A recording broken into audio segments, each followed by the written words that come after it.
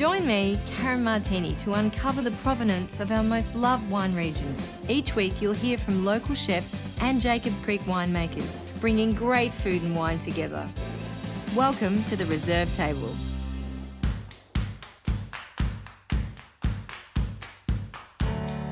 Hello chefs, welcome to the iconic Curzon Hall in Sydney. I'm here with Jacobs Creek senior red winemaker Nick Brewer. Today we're setting you an exciting food matching challenge where you need to create a dish to work perfectly with the Jacobs Creek Double Barrel Shiraz. So Nick, tell us about this special Shiraz. Well, it's a little bit outside the square.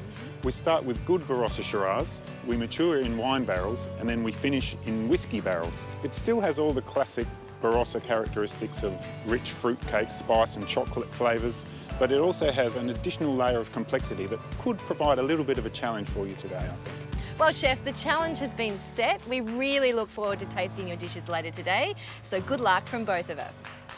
It's a really great Barossa Shiraz.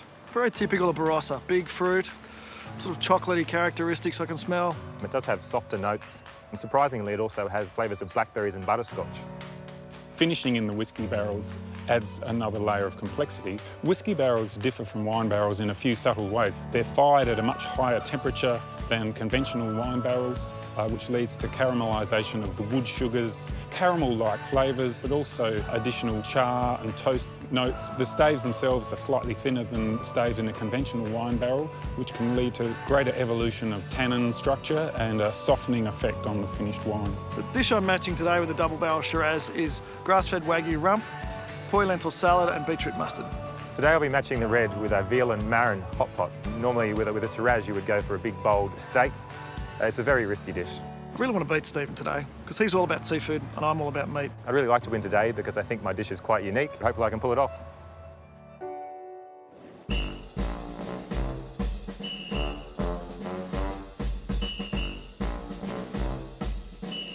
I want to do something with a little bit more challenging to go with the Shiraz. I think Stephen's gone quite fancy and he's no slouch, so my biggest risk is that I've gone too simple. Steak works fantastically with Shiraz, there's no two ways about it. You've got the fat, which is going to work really well with the tannin, but the poi lentils, the earthiness, is going to work really well with those robust flavours of the Shiraz. Yeah, this dish is all about making sure, A, the sauce is nice and rich, but not overpowering. The sweetness of the marron will shine quite well with the sweet finish of the Shiraz. Craig's dish looks great, but hopefully my dish will have the edge today. Oh, actually, I'd love to have a taste of his dish. I think I'll sneak a bit when he goes to the bathroom. Tell me about your dish. All right, so I've got my my veal and marron hot pot. I've got my marron and my eschalots and some morels on.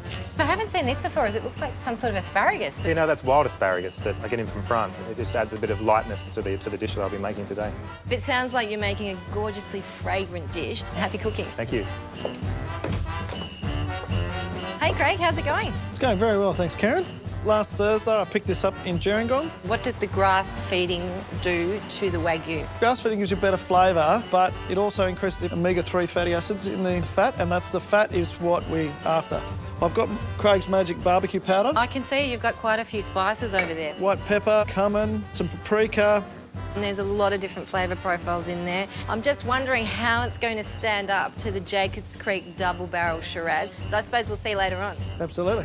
We've got two really talented chefs coming from different angles of cookery. You've got Craig, who's gone the really rustic route and simple, clean steak with a nice earthy lentil salad. And then you've got Stephen coming from a more refined, contemporary cooking angle, using really delicate quality ingredients like veal and marron. Two fantastic dishes. Who's going to win? Can't wait to find out.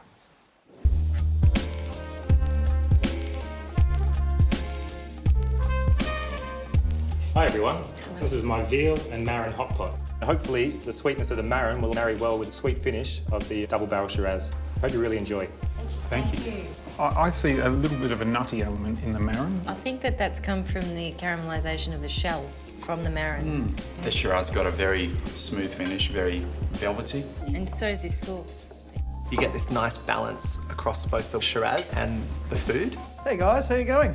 Hello. So here we have grass-fed Wagyu, poi lentil salad and a beetroot mustard.